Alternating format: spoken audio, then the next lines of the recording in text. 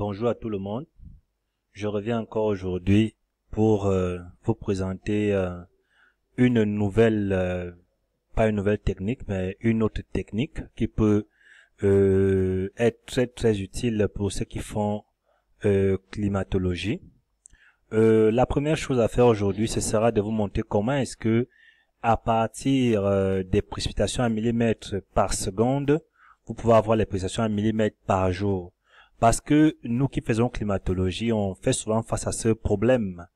On télécharge les données d'un modèle, ou alors on extrait les données d'un modèle sur un fichier NetCDF à une station, comme je l'avais montré dans un précédent tutoriel. Et dès lors qu'on l'a fait, on a l'impression que les valeurs qu'on a ne sont pas réalistes. Eh bien, ce n'est pas le cas, c'est tout simplement parce que les données sont en millimètres par seconde. Il faut les convertir en millimètres par jour.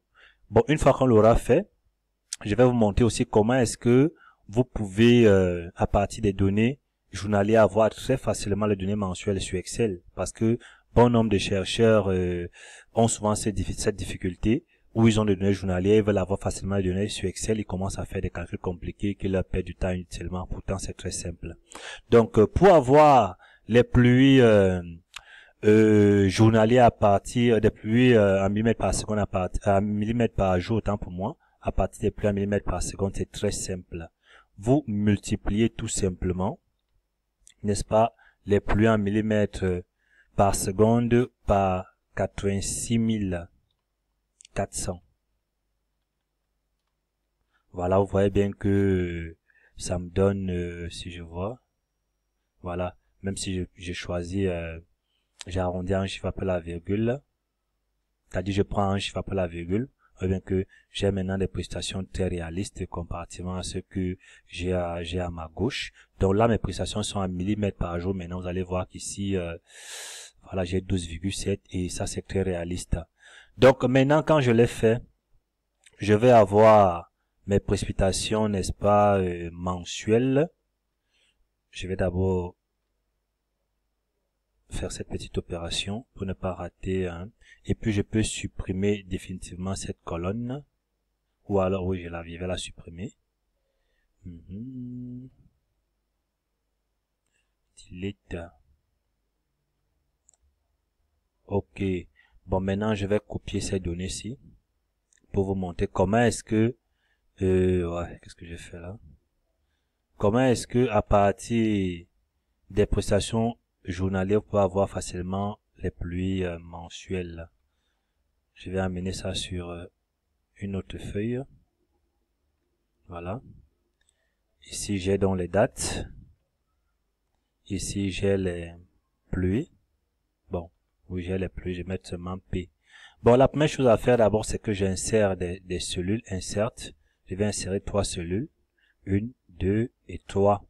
En appuyant sur F4, je répète la même opération. Donc, dès que je l'ai fait, je vais sélectionner ces 3 cellules que j'ai créées. Je précise qu'elles doivent, je viens là, je sélectionne Général. Ensuite, la première colonne, ce sera les jours. La deuxième, ce sera les mois. La troisième, ce sera les années. Voilà. Quand je l'ai fait à jour, je vais taper la fonction day.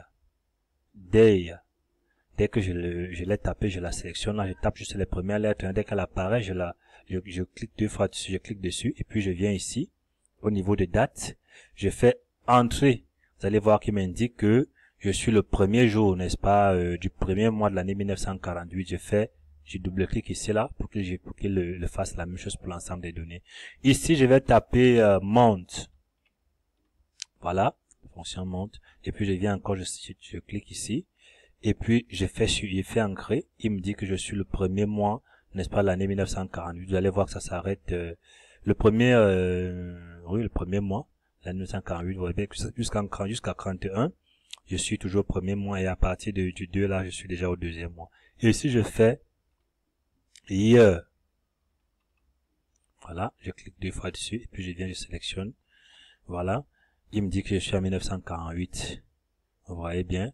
Donc c'est un peu ça. Dès que je l'ai fait, je vais sélectionner toutes ces données. Jusque là, à partir de G là, pour dire jour et jusqu'à P, je sélectionne et puis je sélectionne l'ensemble des données. Voilà.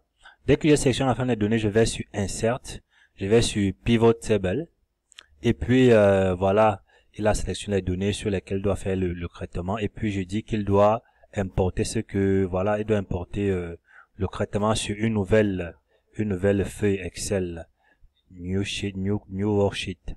Et puis voilà, j'ai fait OK. Voilà, elle est importée sur une nouvelle feuille Excel.